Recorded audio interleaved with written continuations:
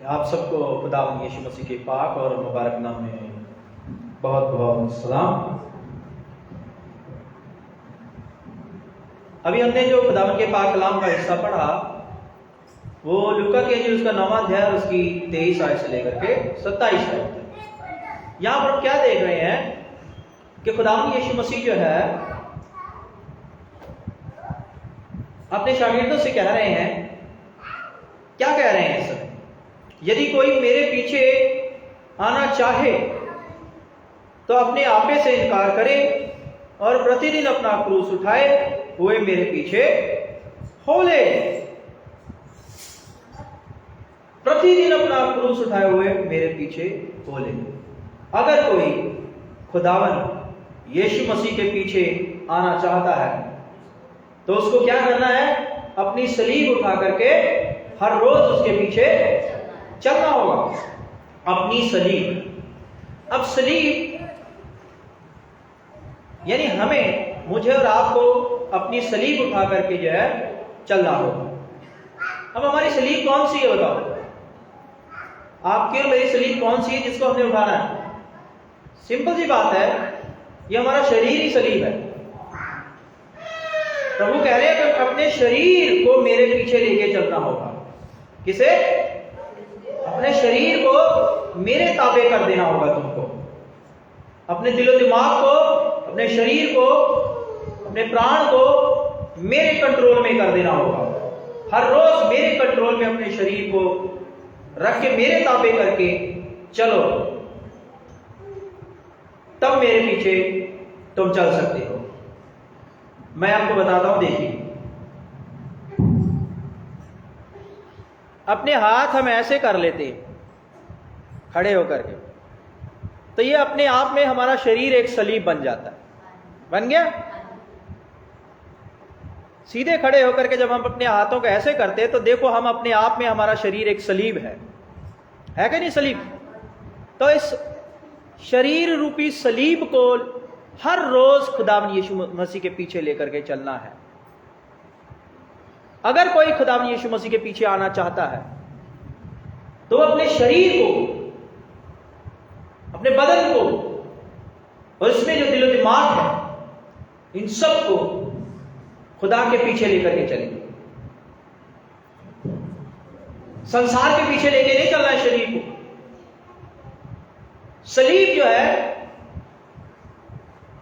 एक कुर्बानी का चिन्ह है। कुर्बानी, जैसे खुदावंद यीशु मसीह ने सलीब पर अपनी कुर्बानी दे दी अपने शरीर की, हमें भी शरीर की कुर्बानी देनी है प्रभु के लिए। वो कुर्बानी कैसी है?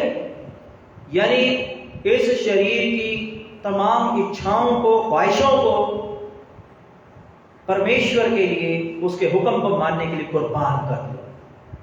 हर रोज अपनी इच्छाओं की कुर्बानी दो।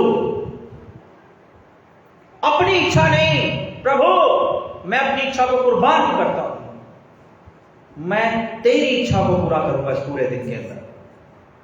हर रोज अपनी मर्जी नहीं, परमेश्वर की मर्जी को पूरा करना है। यह है अपनी सलीब उठाकर मसीह के पीछे चलना। यदि कोई मेरे पीछे आना चाहे तो अपने आप का इनकार करे, यानी अपनी इच्छाओं का, अपनी ख्वाहिशों का, अपनी मर्जी का इनकार कर दे कि मेरी मर्जी नहीं खुदावंद, तेरी मर्जी पूरी हो। इस शरीर के द्वारा, इस सलीब के द्वारा मेरी मर्जी नहीं, बल्कि इस पूरे दिन में तेरी मर्जी पूरी हो, और तेरी मर्जी को पूरा करने के लिए मैं जीऊंगा इस पूरे दिन के अंदर, और हर रोज जीऊंगा। क्या लिखा है? यदि कोई मेरे पीछे आना चाहे तो अपने आप का इनकार करे और प्रतिदिन हर रोज अपना क्रूस उठाए। हर रोज अपना क्रूस, अपनी शरीर उठाए हुए मेरे पीछे हो जाए। तो अगर हम खुदावंद यीशु मसीह के पीछे चलना चाहते हैं तो हमें हर रोज अपनी मर्जी नहीं, अपने शरीर की इच्छा, अभिलाषा पूरी नहीं करनी होगी। हमें परमेश्वर की मर्जी को पूरा करना है। खुदा की मर्जी को हर रोज पूरा करना होगा। अपनी जिंदगी के अंदर उसकी मर्जी के मुताबिक चलना होगा हर रोज, तब हम उसके पीछे चल सकते हैं। और तभी ऐसे ही लोगों को वो अपने पीछे आने के लिए बुलाता है जो हर रोज मसीह के लिए जीते हैं, अपनी ख्वाहिशों को पूरा करने के लिए नहीं कि मेरी नौकरी लग जाए, मेरा वीजा लग जाए, मेरी लाइफ सेट हो जाए, मेरा ये काम बन जाए, मेरा वो काम बन जाए, मेरा बिजनेस चालू हो जाए। अपनी नहीं, अपनी जरूरतों के लिए मसीह के पीछे नहीं आते जो लोग, वो सिर्फ इसलिए आते क्या है, खुदा मैं तेरी मर्जी पर चलने के लिए आया हूं। ऐसों को ही वो बुलाता है अपने पीछे चलने के लिए, ऐसे वो बुलाता है। तो इसलिए अगर कोई, प्रभु कह रहे हैं कि अगर कोई मेरे पीछे आना चाहता है तो भाई वीजे के लिए ना आओ, उन्नति तरक्की के लिए मत आओ, नौकरी के लिए मत आओ,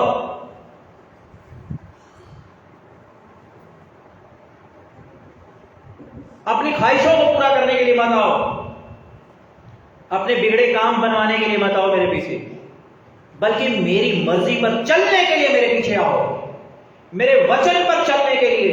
रही बात तुम्हारी ख्वाहिशें, तुम्हारी इच्छाएं, वो प्रभु ने पहले ही कह दिया है मती रसूल के इंजील में कि तुम्हारा स्वर्गीय पिता तुम्हारे मांगने से पहले जानता है तुम्हारी जरूरतों को, और वो तुम्हारे बिना कहे ही उन्हें पूरा कर देगा। लेकिन पहले उसकी बादशाहत की खोज करो, पहले उसकी मर्जी तक चलो, हर रोज चलो, इस सलीब को, शरीर रूपी सलीब को उठा करके हर रोज उसके पीछे चलो। और जो हर रोज अपने शरीर को उसके पीछे लेकर चलता है, जो हर रोज उसकी मर्जी को पूरा करता है, अपनी ख्वाहिशों को, अपनी मर्जी को कुर्बान कर देता है, वो कहता है मेरी मर्जी नहीं, इस पूरे दिन में तेरी मर्जी पूरी हो। जो व्यक्ति इस रीति से चलते हैं उन्हीं को अपने पीछे आने देता है, और वही लोग परमेश्वर के राज्य को भी देखते हैं जीते ही, परमेश्वर के जलाल को देखते हैं। जैसे यहां पर क्या लिखा हुआ है 27वें आयत में, मैं तुमसे सच कहता हूं कि जो यहां खड़े हैं उनमें से कुछ ऐसे हैं कि जब तक परमेश्वर का राज्य ना देख लें तब तक मृत्यु का स्वाद ना चखेंगे।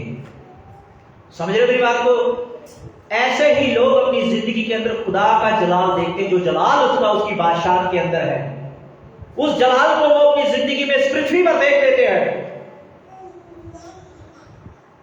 जो लोग, जिन्हें यीशु अपने पीछे आने देता है, जो लोग अपनी मर्जी नहीं, हर रोज उसकी मर्जी पूरी करते हैं, अपनी मर्जी को कुर्बान करके, अपनी ख्वाहिशों को कुर्बान करके उसकी इच्छा को पूरा करते हैं। जैसे प्रभु यीशु मसीह ने अपने बारे में कहा, यीशु मसीह ने अपना बदन सलीब पर कुर्बान कर दिया, अपने बदन की ख्वाहिशों को सलीब पर कुर्बान कर दिया। किसके लिए? वो कहते कि मैं अपनी नहीं बल्कि अपने भेजने वाले की मर्जी पूरी करने के लिए स्वर्ग पर से उतरा हूं। वैसे ही तुम भी हर रोज अपनी मर्जी नहीं बल्कि जिसके पीछे चलना चाहते हो उसकी मर्जी को हर रोज पूरा करो अपनी जिंदगी के अंदर। जिस मसीह के पीछे तुम चलना चाहते हो उसकी मर्जी को हर रोज अपनी जिंदगी के अंदर पूरा करो, और तब मसीह तुम्हें अपने पीछे आने देगा, और मसीह अपना जलाल भी तुम्हें दिखाएगा, वो जलाल जो उसका आसमानी बादशाह के अंदर है, स्वर्ग राज्य में जो उसका जलाल है, उस जलाल को वो दिखाएगा। अब देखो, पतरस और उसके साथी नींद से भरे थे, 32वें आयत, और जब अच्छी तरह सचेत हुए तो उसकी महिमा और उन दो पुरुषों को जो उसके साथ खड़े थे देखा। पतरस और उसके साथी, इन लोगों ने मसीह के जलाल को देखा, उसकी महिमा को देखा, और उन दो लोगों को भी देखा जो उसके साथ खड़े थे, मूसा और एलिया। देखा जलाल इन्होंने, क्योंकि इन्होंने अपनी इच्छा कुर्बान कर दी यीशु के लिए, इन्होंने अपनी मर्जी कुर्बान कर दी, अपने शरीर की हर इच्छा कुर्बान करके हर रोज यीशु के लिए जीने लगे ये लोग। यीशु के लिए।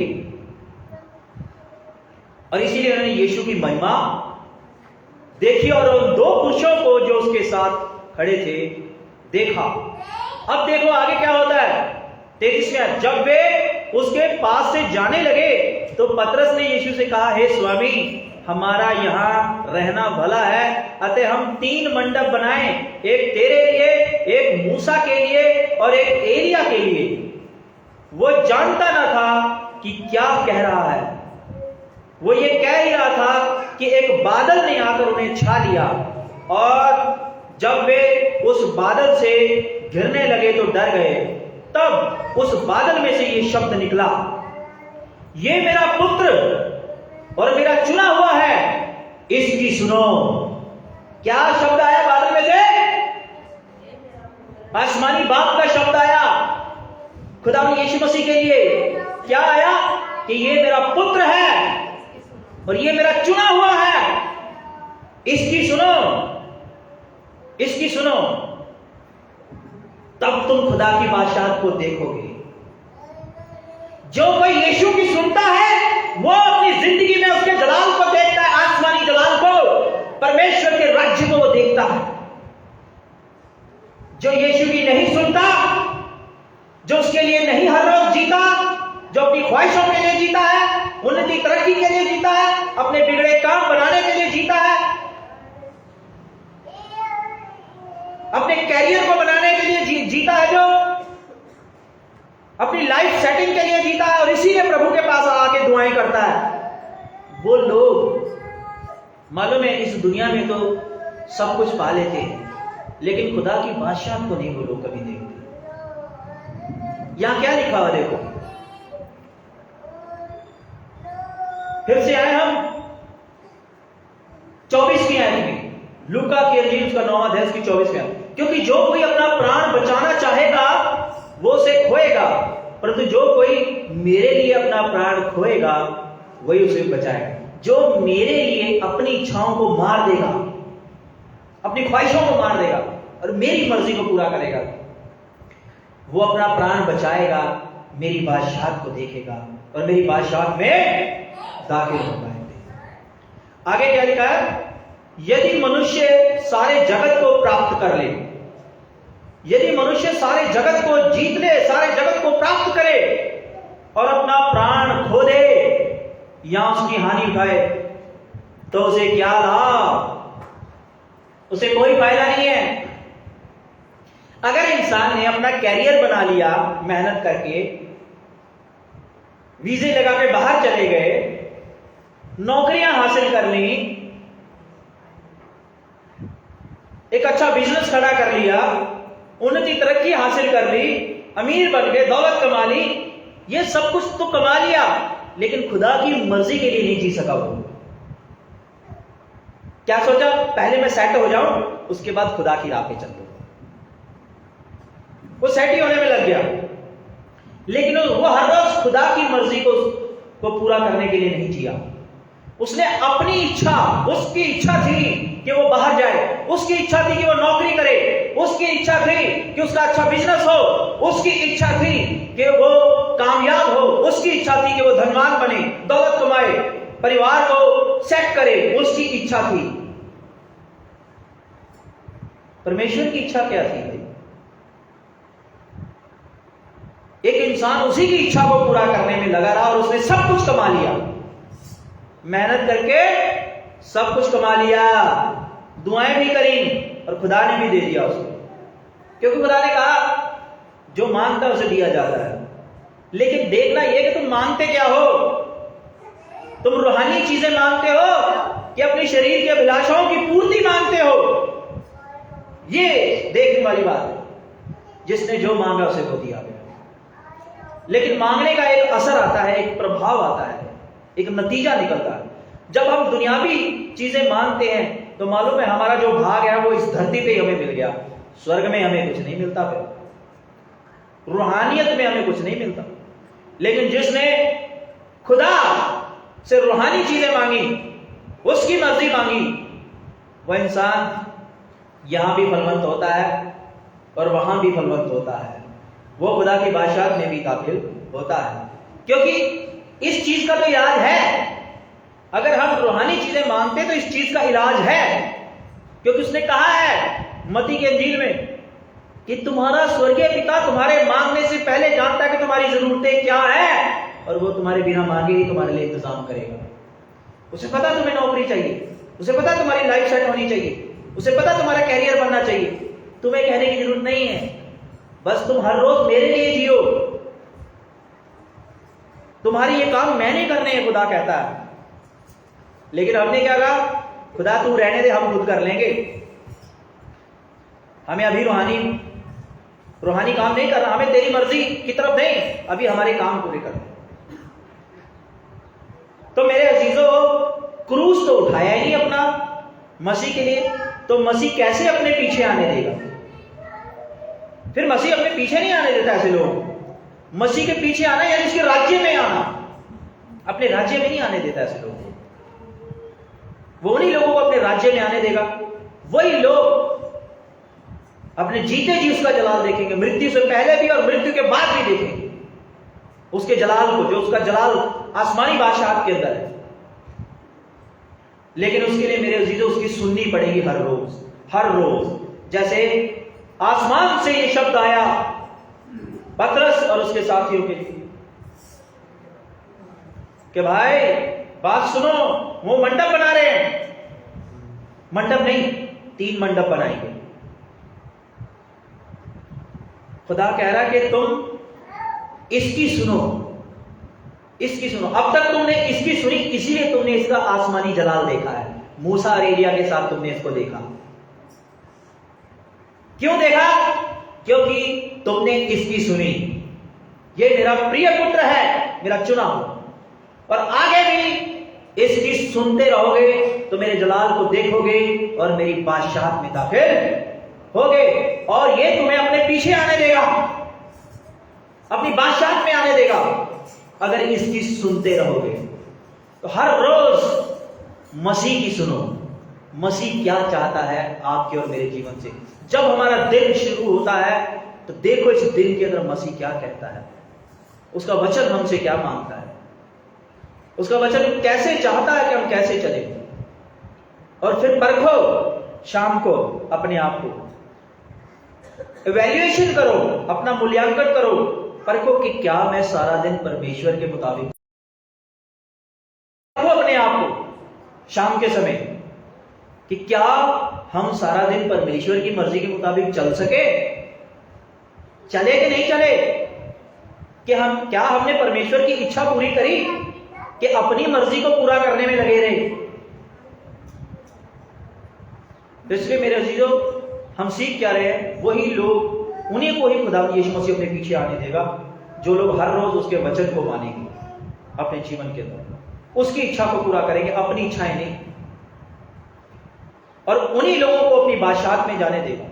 और वही लोग मसीह का आसमानी जलाल देखेंगे जो लोग अपनी इच्छा नहीं बल्कि मसीह की इच्छा को हर रोज पूरा करते हैं अपने जीवन में, अपने शरीर रूपी सलीब को हर रोज उसके पीछे लेके चलते हैं, यानी अपने शरीर रूपी सलीब की सारी ख्वाहिशों को मसीह के वास्ते कुर्बान कर देते हैं। जैसे मसीह ने आसमानी बाप की जो है मर्जी को पूरा करने के लिए अपने शरीर की ख्वाहिशों को सलीब पर कुर्बान कर दिया और फना कर दिया, वैसे खुदा आपको हम सबको बड़ी आशीष दे।